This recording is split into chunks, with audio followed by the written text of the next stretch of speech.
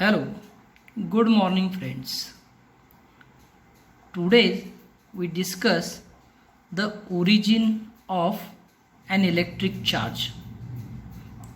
विद्यार्थी मित्रांनो, आज आपण विद्युत प्रभाराचा उगम याविषयी माहिती घेणार आहोत. We know that all the substances are made up of particles and thus particles are ultimately made up of very tiny atoms. आपल्याला माहिती आहे की आपल्या अवतीभोवती जे असंख्य पदार्थ आहेत हे असंख्य पदार्थ हे लहान लहान कणांनी बनलेले असतात आणि हे लहान कण त्याच्याही पेक्षा खूप लहान असणाऱ्या ॲटम म्हणजे अणूंनी बनलेले असतात. We shall looking at the details of atomic structure later. विद्यार्थी मित्रांनो, आपल्याला पदार्थांची जी अणूची रचना आहे ही नंतरच्या काही भागामध्ये अभ्यासायला मिळणार आहे. आत्ता आपण त्याचा विचार न करता at this stage it is sufficient to know that each atom contains a stationary positive charge and moving negative charge. तर त्याचा विचार न करता आत्ता आपण काय पाहणार आहोत तर प्रत्येक अणूमध्ये दोन प्रभार असतात हे आपण पाहिलेलं आहे. त्यातला जो पॉझिटिव्ह चार्ज असतो हा पॉझिटिव्ह चार्ज हा कसा असतो तर तो स्टेशनरी असतो म्हणजे स्थिर असतो आणि त्याचबरोबर जो निगेटिव्ह चार्ज असतो तो निगेटिव्ह चार्ज हा काय असतो मूव्हिंग अवस्थेमध्ये असतो म्हणजेच तो चल असतो आणि हा चल ऋण प्रभार हा या पॉझिटिव्ह चार्जच्या भोवती वेगवेगळ्या कक्षेमध्ये इलेक्ट्रॉनच्या रूपामध्ये फिरत असतो. Thus two charges being perfectly balanced and atom is electrically neutral. आणि पदार्थामध्ये बहुतांश सर्व पदार्थांमध्ये हा जो धनविद्युत प्रभार आणि ऋणविद्युत प्रभार हे जे दोन प्रभार असतात ते संतुलित असतात, बॅलन्स्ड असतात आणि त्यामुळं तो जो अणू आहे हा अणू आपल्याला विद्युतदृष्ट्या उदासीन असलेला दिसून येतो. आणि आपल्याला माहिती आहे की all objects are made up of atoms which means that they are electrically neutral. Then how do the objects becomes electrically charged? आणि सर्व वस्तू ह्या अणूंपासून बनलेल्या असल्यामुळं अणू जर का इलेक्ट्रिकली न्यूट्रल असेल तर त्या वस्तूसुद्धा कशा असतात विद्युतदृष्ट्या उदासीन असलेल्या आपल्याला दिसून येतात. मग आपल्याला प्रश्न पडतो की मग या वस्तू विद्युत प्रभारित होतात तर त्या कशामुळे होत असतील. How do the object becomes electrically charge. तर याचं उत्तर आपल्याला या ठिकाणी शेजारी दिलेल्या ज्या आकृत्या आहेत त्या आकृत्यांवरून आपल्याला लावता येतो. पहा, for some reason the balance of electrically neutral atoms get disturbed. काही कारणांमुळं हा जो अणूंमधला जो विद्युत प्रभार आहे या विद्युत प्रभारांचं संतुलन बिघडतं. फॉर एक्झाम्पल कशामुळे बिघडतं. When certain objects are rubbed against each other, the negatively charged particles on one object go to the other object. म्हणजेच एखादी वस्तू जर का दुसऱ्या पदार्थावर घासली असता तर त्या एका वस्तूवरचे जे निगेटिव्हली चार्ज पार्टिकल्स आहेत म्हणजे ज्यांना आपण इलेक्ट्रॉन म्हणतो ते काय होतात दुसऱ्या वस्तूवर जातात and the object to which they go becomes negatively charged due to an excess of negatively charged particle. आणि या पहिल्या पदार्थावरचे ऋण प्रभार हे दुसऱ्या पदार्थावर गेल्यामुळं त्या दुसऱ्या पदार्थावरील ऋण प्रभारांची संख्या वाढते आणि त्यामुळं तो दुसरा जो पदार्थ आहे तो दुसरा पदार्थ काय होतो निगेटिव्हली चार्ज होतो म्हणजे त्याच्यावर ऋण प्रभार निर्माण होतो.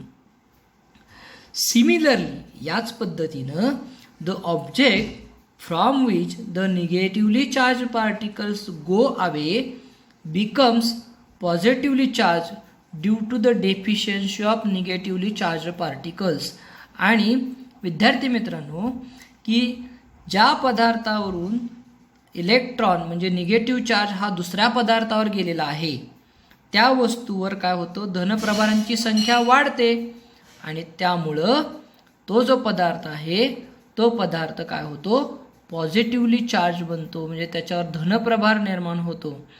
इट मीन्स दॅट, याचाच अर्थ असा आहे, of the two objects being rubbed one becomes negatively charge and the other becomes positively charge. तर याचा अर्थ असा आहे की ज्या दोन वस्तू आपण घासलेल्या आहेत त्यापैकी एक वस्तू ही धनप्रभारित म्हणजे पॉझिटिव्हली चार्ज बनते, तर दुसरी ऋणप्रभारित म्हणजे निगेटिव्हली चार्ज बनते. हे आपल्याला या आकृतीच्या सहाय्याने सुद्धा या ठिकाणी आपल्याला दिसून येतं. Here we can see that the two objects having a equal positive charge and equal negative charge, these objects also having the equal positive charge and equal negative charge. That is why both objects are neutral, electrically neutral.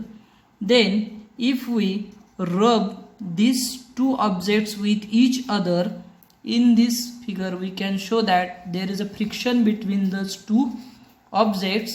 At that time the negatively charged particles means electrons are coming on this second object, and then this second object becomes negatively charged because the electron, that is negative charge, are more than the positive charge, and here the electrons are going here, so these objects have more positive charge, so this object becomes positively charged and this object becomes negatively charged.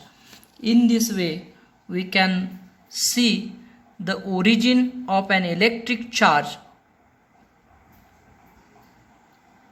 तर विद्यार्थी मित्रांनो या ठिकाणी आपण पाहिलं की ह्या ज्या दोन वस्तू आहेत ह्या दोन स्वतंत्र वस्तू आहेत, यांच्यामध्ये जेवढे धनप्रभार आहेत तेवढेच ऋणप्रभार आहेत. याही वस्तूमध्ये जेवढे धनप्रभार आहेत तेवढेच ऋणप्रभार आहेत. त्यामुळे या दोन्ही वस्तू ह्या कशा आहेत, इलेक्ट्रिकलदृष्ट्या उदासीन आहेत. आणि जर का या दोन वस्तू आपण एकमेकावर घासल्या म्हणजे त्यांचं फ्रिक्शन झालं, तर त्या फ्रिक्शन झाल्यानंतर काय होतं की या वस्तूवरचे जे निगेटिव्ह चार्ज आहेत, म्हणजे जे निगेटिव्ह चार्ज आहेत इलेक्ट्रॉन म्हणतो आपण त्यांना, ते काय होतात या दुसऱ्या वस्तूवर येतात आणि त्यामुळं या दुसऱ्या वस्तूवर काय होतं, या ऋणप्रभारांची संख्या वाढते, म्हणून हा दुसरी वस्तू काय होते, ऋणप्रभारित होते. आणि या पहिल्या वस्तूवरचे ऋणप्रभार इकडे गेले त्यामुळे या वस्तूवरच्या धनप्रभारांची संख्या जास्त होते, त्यामुळे ही वस्तू धनप्रभारित होते. म्हणजे या ठिकाणी एक वस्तू ऋणप्रभारित होते आणि दुसरी वस्तू धनप्रभारित होते.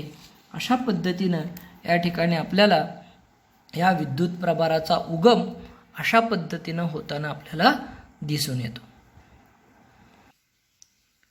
Here given a one activity to find out how the object becomes charged. तर या ठिकाणी आपल्याला एक कृती दिलेली आहे आणि या कृतीमधून आपल्याला पदार्थांवर प्रभार कसा निर्माण होतो ते आपण या ठिकाणी पाहणार आहोत. यासाठी लागणारं साहित्य काय दिलं आहे, material paper, polythene, nylon cloth, cotton cloth, silk cloth etcetera. या प्रोसिजरमध्ये आपल्याला काय सांगितलं पहा. Procedure first, take the objects mentioned in the chart near some small pieces of paper and observe what happens. Then rub each of those objects in turn against one of the given materials and take it near the pieces of paper and record your observation in the chart. या ठिकाणी आपल्याला वर ज्या खाली सारणीमध्ये एक तक्ता दिला आहे आणि त्या तक्त्यामध्ये काही वस्तू दिलेल्या आहेत. या वस्तू आपण काय करायच्यात, प्रथम कागदांच्या तुकड्याजवळ न्यायच्यात आणि त्यानंतर वर जे दिलेले आपल्याला कापड आहे, नायलॉनचं कापड असेल, सुती कापड असेल, रेशमी कापड असेल, याच्यावर ते साहित्य क्रमाक्रमाने घासायचं आहे आणि पुन्हा ते कागदाच्या तुकड्याजवळ न्यायचं आहे आणि निरीक्षण करून हा तक्ता आपल्याला पूर्ण करायचा आहे. When we fill this table by observing the above activity, we can see that the different objects make a different effects on a pieces of paper by rubbing on a different cloths. Some objects attracted the pieces of paper while rubbing on the different type of cloths. Then we can say that the objects are charged, electrically charged. And when the objects could not attract the pieces of paper, then we can say that the object is not electrically charged. So from this activity we can always remember that each atom is electrically neutral and it has equal amounts of positive and negative charge. If for some reasons the negative charge decreases, the atom becomes positively charged. म्हणजेच विद्यार्थी मित्रांनो, हा तक्ता वरील कृतींचं निरीक्षण करून हा तक्ता भरत असताना आपल्याला असं लक्षात येतं की प्रत्येक वस्तूचा वेगवेगळ्या कपड्यावर घासल्यानंतर त्या कागदावर होणारा परिणाम हा वेगवेगळा असलेला आपल्याला दिसून येतो. काही विशिष्ट पदार्थ घासल्यानंतर त्यांच्याकडं कागदाचे तुकडे हे आकर्षले जातात आणि काही वस्तूंकडे ते कागदाचे तुकडे आकर्षले जात नाहीत. याचाच अर्थ ज्यावेळी त्या वस्तूकडे ते कागदाचे तुकडे आकर्षले जातात त्यावेळी ती वस्तू ही काय आहे, विद्युतदृष्ट्या चार्जड आहे, म्हणजे विद्युतदृष्ट्या प्रभारित आहे असं आपण म्हणू शकतो. आणि ज्यावेळी त्या वस्तूकडे कागदाचे तुकडे आकर्षले जात नाहीत त्यावेळी त्या वस्तूवर चार्ज नाही असं आपण म्हणू शकतो. आणि यावरून आपण हे नेहमी लक्षात ठेवायचं आहे की प्रत्येक अणू हा विद्युतदृष्ट्या हा उदासीन असतो. त्यातील धन व ऋण प्रभारांचे प्रमाण हे समान असते. काही कारणास्तव ऋणप्रभार जर कमी झालेस तो अणू काय होत असतो, धनप्रभारित होत असतो, म्हणजे पॉझिटिव्हली चार्ज होत असतो. हे आपण सर्व विद्यार्थ्यांनी लक्षात घेतलं पाहिजे.